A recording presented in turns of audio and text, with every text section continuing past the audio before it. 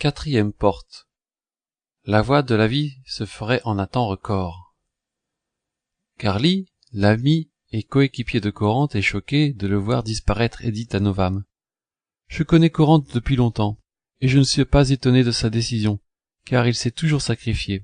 Mais c'est un solitaire malgré tout. Je suis inquiet pour lui.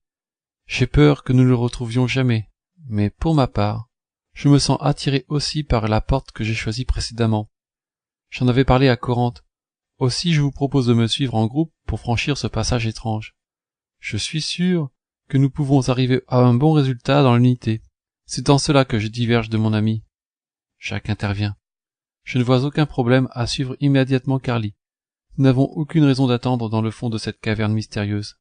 Si personne n'est fatigué, allons-y. » Carly ouvre la voie pour se rendre à l'entrée de la porte lumineuse.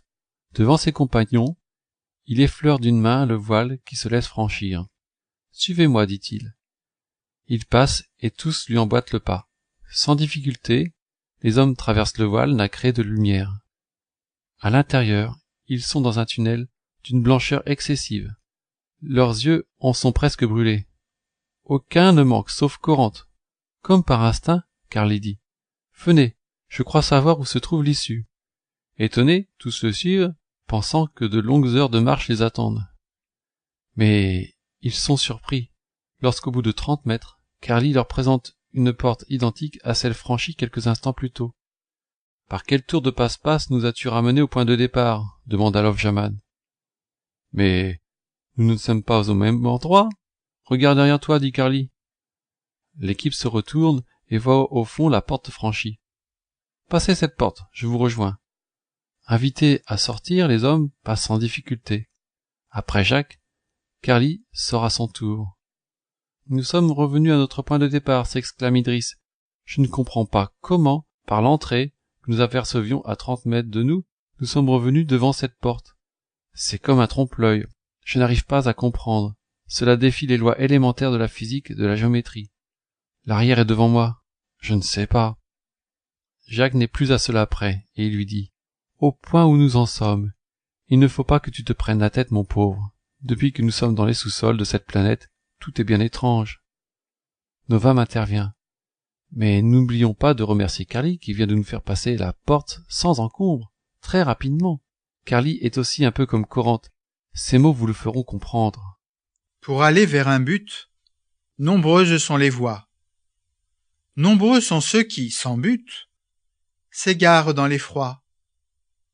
Suivre un chemin est un art royal, dévoilé à tout homme au cœur loyal. Immense est l'humanité qui du royal voudrait en faire un festin de grand régal. Aussi, plus en veut-elle, plus elle s'égare, et de son retour, elle prend un très grand retard. Un homme seul peut avancer vers le retour, mais un groupe se soutient et se secourt. Si tous les humains se regroupaient d'un seul corps, la voie de la vie se ferait en temps record. Un seul homme peut en entraîner des centaines vers un étroit chemin à l'issue certaine. Les portes de la vie s'ouvrent aux pénitents qui s'acheminent vers un merveilleux printemps. Mes amis, comme Novam nous le fait comprendre, dans notre groupe il est important d'être unis. De cette sorte, nous pouvons surmonter les obstacles comme nous l'avons déjà fait. Mais peut-être avant de continuer, pourrions-nous prendre un peu de repos, propose Jacques. Tous les hommes, éprouvés, acceptent sans condition. Mais avant de s'endormir, ils échangent des remarques et tentent de trouver des réponses à leurs questions. Comme ils l'ont déjà constaté avec Jacques, Sésame fait remarquer qu'il chemine sans nourriture depuis plusieurs périodes de repos et que malgré tout, il ne se sent pas faible, bien au contraire. « Mon cher Sésame, dit Novam, tu as été le premier à expérimenter les passages que nous avons face à nous, et tu as compris que nos aliments habituels ne sont d'aucun secours. Je pense que ces passages nous donnent une nourriture plus subtile que notre organisme assimile sans problème. Je me demande ce qu'est devenu Corinthe, s'inquiète Yes. Nous ne l'avons pas retrouvé après cette dernière porte. Cette planète l'aurait-elle englouti à jamais? Trop de mystères autour de nous, répond Jacques, m'engage à ne faire aucun pronostic. Mais je pense qu'il ne faut pas perdre espoir. Camis, le mécanicien, pose une question surprenante à Novam. Tous ces phénomènes que nous traversons ont-ils une origine spirituelle? Y a-t-il un Dieu, une force surnaturelle qui nous manipule? Novam réfléchit un peu et dit: Camis, en une seule question, tu soulèves 3 éléments distincts. Tout d'abord, en ce qui concerne le surnaturel, je pense qu'aucun des événements qui se sont produits ne proviennent d'une force mystérieuse, invisible et d'origine abstraite. Ceux qui parlent de spirituel sont aveugles. Les voyants de l'esprit ne parlent pas, ils agissent. Il n'y a jamais eu quoi que ce soit de spirituel dans les salons et les lieux de culte, parce que nul d'entre nous n'est capable de l'approcher. Sur Terre, ajoute Jacques, des millions d'hommes en vivent et en parlent souvent à longueur de journée. Certainement, mais s'ils en vivaient, ils n'en parleraient pas. Je pense que tous ces êtres passent le plus clair de leur journée, des mois, toute une vie, à se masturber de sauces spirituelles. La définition du spirituel que je donne est la suivante. Esprit. Serais-tu la source de toute vie? De toi, accéderai-je jusqu'à ton parvis? D'où proviens-tu? Qui fait de toi l'inaccessible? Ton royaume se trouve-t-il dans l'invisible? Toute vie provient d'une pensée de l'esprit. Ce que nous créons n'est que pâle copie, car nous ne vivons toujours que d'imitation, et notre existence n'est qu'une illusion.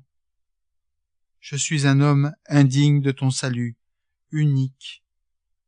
Parviendra à te retrouver l'élu, car il sera seul à pouvoir ouvrir les yeux et ainsi retrouver le royaume des cieux.